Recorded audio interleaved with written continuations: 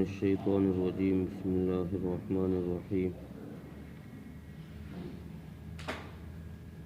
إنما التوبة على الله للذين يعملون السوء بجهالة ثم يتوبون من قريب فأولئك يتوب الله عليهم وكان الله عليما حكيما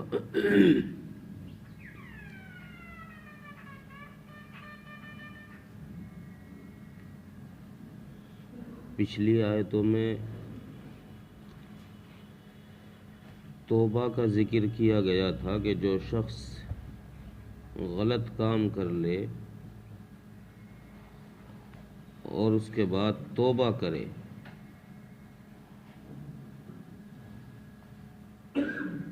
تو پھر اس شخص کو لعنت ملامت نہیں کرنی چاہیے، لوگوں کو اسے اس کے حال پر چھوڑ دینا چاہیے۔ ان آیتوں میں توبہ کے قبول ہونے کی شرائط بتائی گئی ہیں اور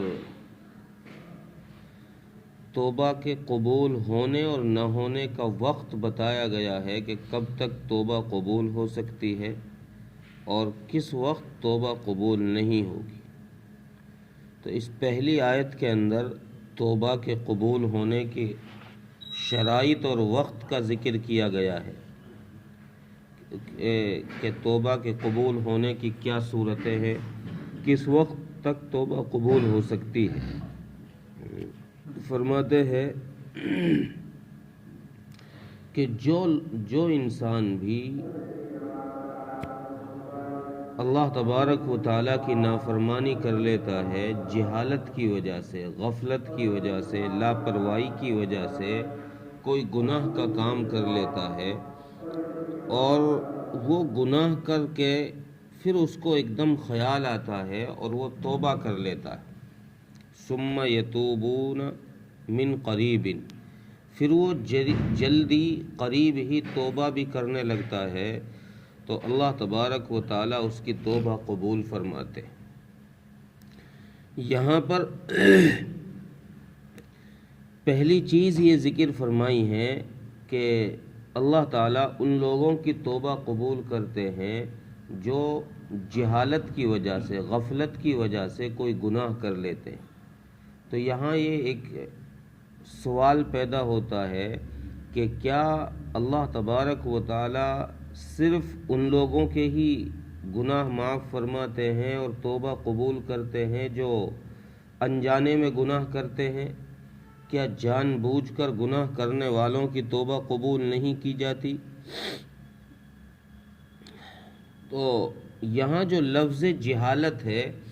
اس کی تفسیر صحابہ اکرام رضوان اللہ علیہم اجمعین نے یہ کی ہے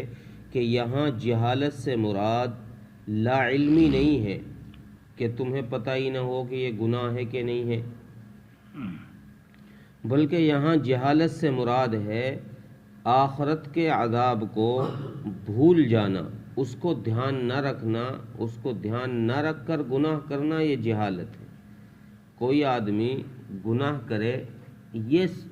اس کو یہ تو پتہ ہے کہ یہ گناہ ہے، لیکن چونکہ وہ آخرت کے اس کے وبال سے غافل ہے، اس کو پتہ نہیں کہ جھوٹ بولنے کا عذاب آخرت میں کیا ہے، چوری کرنے کا وبال آخرت میں کیا ہے، اس کو آخرت کے عذاب کا علم نہیں ہے، اس لیے وہ دنیا میں غلط کام کر رہا ہے۔ تو یہاں جو جہالت سے مراد ہے وہ آخرت کے عذاب کی غفلت ہے کہ اس عذاب کو وہ بھولا پڑا ہے، اس لیے گناہ کر رہا ہے۔ دوسری چیز اور یہاں جو توبہ کے قبول ہونے کی ایک دوسری چیز بتائی ہے وہ یہ ہے کہ ثم یتوبون من قریب، کہ گناہ سے فوراً توبہ کر لے، دیر نہ کرے۔ جب کوئی گناہ ہو تو اس گناہ کے فوراً بعد، یہاں قریب سے مراد مفسرین نے لکھا ہے کہ انسان کی پوری زندگی قریب ہے، چونکہ حدیث میں اس قریب کی تفسیر یہ کی ہے رسول اکرم صلی اللہ علیہ وسلم نے کہ اللہ تبارک و تعالی انسان کی توبہ قبول کرتے ہیں، اس وقت تک کرتے رہتے ہیں جب تک کہ وہ غرغرے کی حالت میں نہ پہنچ جائے، یعنی اسے موت کا فرشتہ جب تک دکھائی نہ دے اس وقت تک اس کی توبہ قبول کرتے ہیں۔ ایک حدیث میں ہے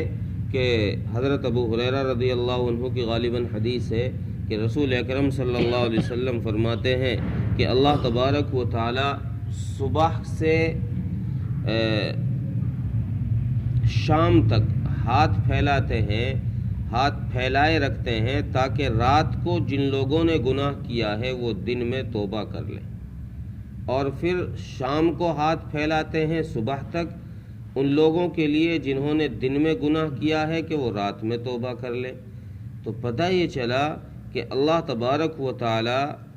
انسان کی توبہ قبول کرتے ہیں، اور یہ جو قریب کا لفظ یہاں ذکر فرمایا ہے، یہاں قریب سے مراد ہے کہ انسان موت سے پہلے پہلے اس سے توبہ کر لے۔ اب موت کا علم چونکہ کسی کا علم میں نہیں ہے کہ موت کس وقت آئے گی، اس کا کسی کو پتہ ہی نہیں ہے، اس لیے مفسرین نے لکھا ہے کہ انسان جب کوئی گناہ کر لے، انسان سے جب کوئی خطا ہو جائے تو اس کو چاہیے کہ فوراً وہ اس گناہ سے توبہ کر لے، وہ اس گناہ سے اللہ سے معافی مانگ لے۔ جب وہ اللہ سے معافی مانگ لے گا تو اللہ کے ذمے ہے یہ بات کہ اللہ تبارک و تعالی اس کو معاف فرما دے گی۔ اب چونکہ حدیث میں جو قریب کی وضاحت کی گئی ہے اس کی یہ وضاحت کی ہے کہ وہ موت سے پہلے کا جو نزاع کا وقت ہے اس سے پہلے پہلے انسان توبہ کر سکتا ہے۔ تو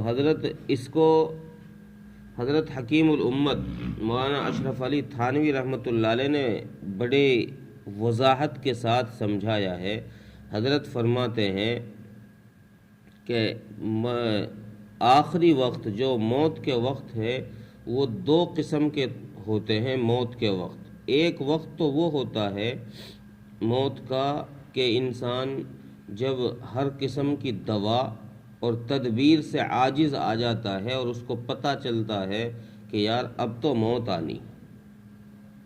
کوئی بیمار ہے، بیمار آدمی،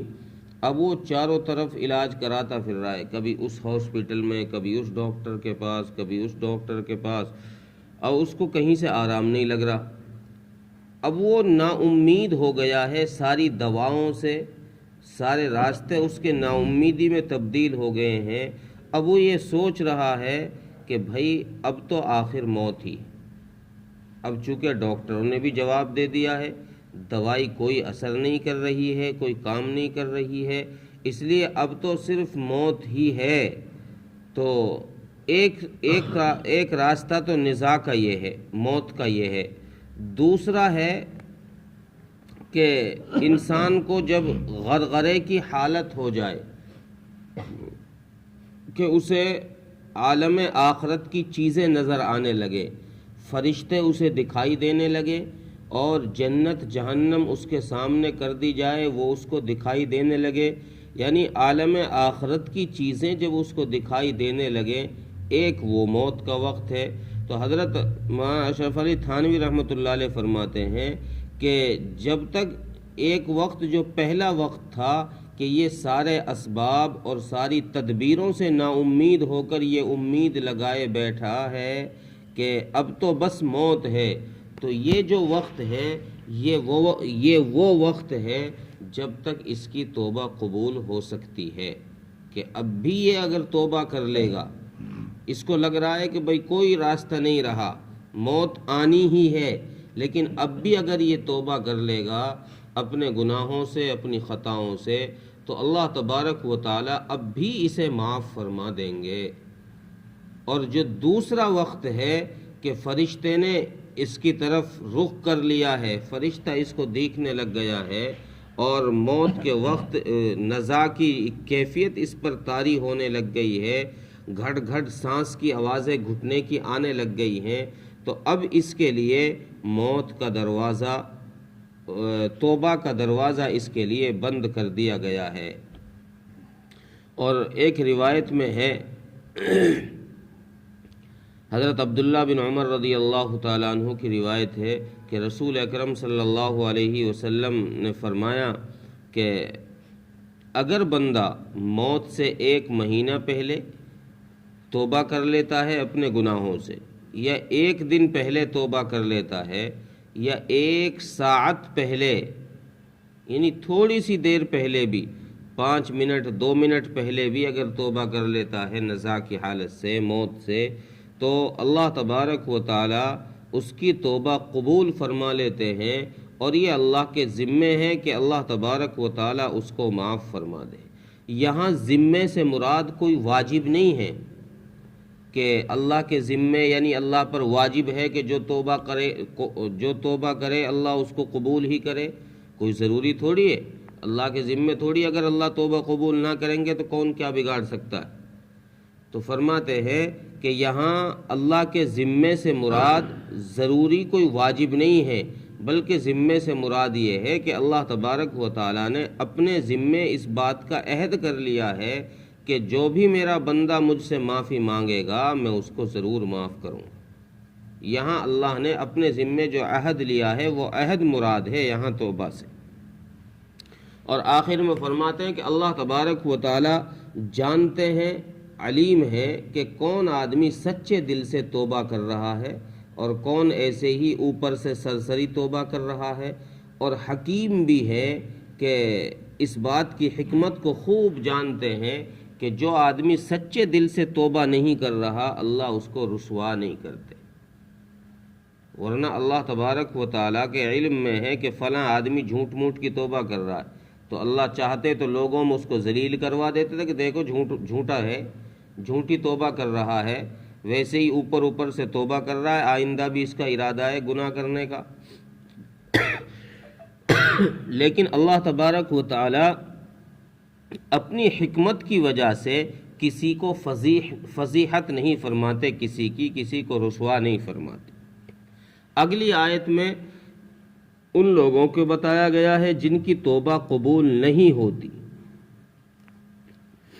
ترجمہ دیکھیں، انما التوبۃ علی اللہ للذین یعملون السوء بجہالۃ، بے شک اللہ تبارک و تعالی توبہ قبول کرتے ہیں ان لوگوں کی جو جہالت کی وجہ سے، غفلت کی وجہ سے کوئی برائی کا کام کر لیتے، ثم یتوبون من قریب، پھر وہ قریب ہی توبہ کر لیتے ہیں، فاولئک یتوب اللہ علیہم، بس اللہ تبارک و تعالی ایسے ہی لوگوں کی توبہ قبول کر کے ان کو معاف فرما دیتے۔ وکان اللہ علیما حکیما، اور بے شک اللہ تبارک و تعالی جاننے والے اور حکمت والے۔